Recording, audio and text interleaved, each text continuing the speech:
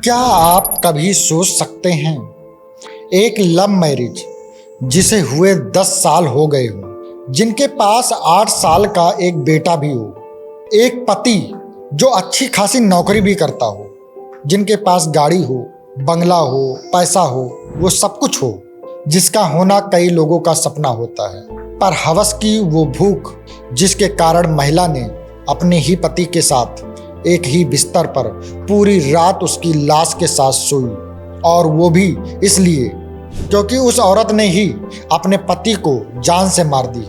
दिल्ली की ये कहानी आपको हिला कर रख देगी। एक भाभी, एक चचेरा देवर और एक ऐसा मर्डर प्लान जिसमें मौत के लिए 15 नींद की गोलियां भी कम पड़ गई, और फिर चली करंट की वो आखिरी चाल। नमस्कार दोस्तों, ये कहानी है दिल्ली के एक आम से परिवार की, जिस परिवार में 37 साल का आईटी कंपनी में काम करने वाला एक आदमी करण रहता था, जिसकी पत्नी सुष्मिता एक हाउसवाइफ थी जो घर के सारे काम करती थी।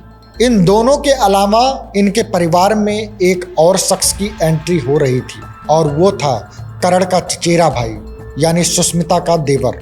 2023 में सुष्मिता और राहुल के बीच नजदीकियां बढ़ने लगी। पति करण ऑफिस के काम के चलते अक्सर रात में घर आता था, जिसके कारण उसके घर में क्या हो रहा है उसे कुछ भी पता नहीं होता, और राहुल अक्सर उनके घर के आसपास ही मंडराता रहता। धीरे धीरे देवर भाभी का यह रिश्ता इश्क में बदल गया। वो दोनों अक्सर जब करण काम के कारण घर से बाहर चला जाता तो वो दोनों मिलते रहते थे। भाभी और देवर के रिश्ते के कारण कोई उन पर शक भी नहीं करता था। धीरे धीरे दोनों का यह प्यार आसमान को छूने लगा, और दोनों ने फैसला किया कि वो करण को डिवोर्स देकर शादी कर ले। लेकिन उसकी पत्नी सुष्मिता ने राहुल से कहा, नहीं, अगर हम डिवोर्स देकर शादी करेंगे तो हमें करण की संपत्ति नहीं मिल पाएगी, पर अगर हम करण को रास्ते से हटा दें तो घर, गाड़ी, पैसा ये सब हमारा होगा, और फिर हम दोनों शादी कर लेंगे। और फिर आई 13 जुलाई की वो रात जब सुष्मिता ने राहुल से नींद की गोलियां मंगाई, क्योंकि आज उन्हें करण को मारना था। लेकिन नींद की गोलियां ही क्यों? तो वो इसलिए ताकि वो मौत को नेचुरल लुक दे सके। उस रात बीबी सुष्मिता ने अपने पति के लिए बहुत सारा डिनर बनाया रात को, लेकिन उस खाने में प्यार नहीं, जहर घुला था। नींद की तकरीबन 15 नींद की गोलियां सभी में बराबर बराबर मिला दिया, दाल भी, आटे में भी, दही में भी। मकसद पति को नींद में सुला देना हमेशा के लिए। रात के करीब 11 बजे करण ने खाना खाया और 12 बजे तक बेहोश हो गया। रात के करीब 2 बजे वो सोचती है कि अब तक वो उसका पति मर गया होगा, लेकिन जब उसने अपनी एक अंगुली अपने पति के नाक के पास ले गई तो वो महसूस करती है कि उसके पति की सांसें तो अभी भी चल रही है, जिससे डर के मारे उसके हाथ पांव फूल गए। अब वो फ़ोन उठाती है और चैट करती है अपने चचेरे देवर यानी प्रेमी राहुल के पास।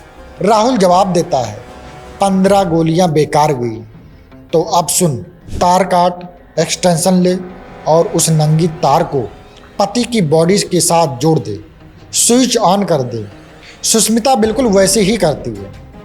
तार काटकर पति के कंधे पर लगाकर उसे टेप से चिपका देती है, और फिर स्विच ऑन होता है, जिससे धीरे धीरे पूरे शरीर में करंट फैल जाता है, और फिर करण देव की मौत हो जाती है।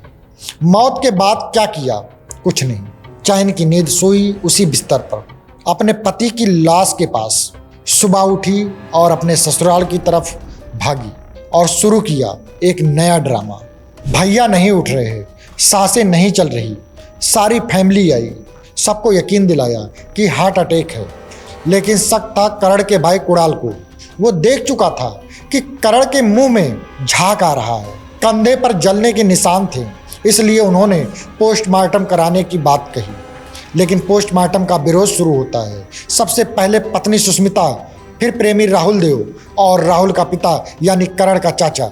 सभी ने बोला पोस्टमार्टम कराना ठीक नहीं होगा।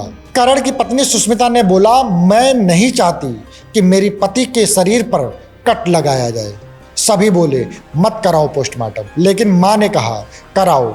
और फिर करण के भाई ने पुलिस को इन्फॉर्म किया और फिर पोस्टमार्टम की प्रक्रिया शुरू होती है। लेकिन तब तक एक गलती से सब कुछ उजागर हो जाता है। राहुल बाथरूम में नहाने जाता है पर गलती से फ़ोन वहीं छोड़ देता है। फ़ोन में था इंस्टाग्राम चैट खुला हुआ। कुछ समय बाद करण का भाई कुणाल जब बाथरूम में नहाने के लिए जाता है तो देखता है वहाँ एक फ़ोन पड़ा हुआ है। वो फ़ोन को उठाता है और फिर वो चैट्स पढ़ता है, जिसे पढ़ते ही उसके होश उड़ जाते हैं। 15 गोलियों की बात, तार काटने की बात, प्लान सब लिखा हुआ था। सबूत पकड़ा गया। अब मामला छुपाने का नहीं था। बहन को दिखाया गया फ़ोन, स्क्रीन रिकॉर्डिंग की गई, सबूत पुलिस को दिए गए और बहू को जवाब देना पड़ा। वो बहू जो कल तक मासूम बन रही थी अब ससुराल वालों के सामने बैठी थी, कैमरे पर लाइव कबूल कर रही थी, हाँ मैंने मारा है क्योंकि मुझे राहुल से शादी करनी थी और करण की प्रॉपर्टी भी चाहिए थी। सोचिए, जिस पति ने 10 साल साथ निभाया, जिससे एक 8 साल का बेटा था, उसी पति को मौत की घाट उतार दिया गया केवल लालच और वासना के लिए। किसी को भी इस बात की परवाह नहीं थी उस मासूम बच्चे का क्या होगा, जिसकी माँ अब कातिल है और पिता अब दुनिया में नहीं है।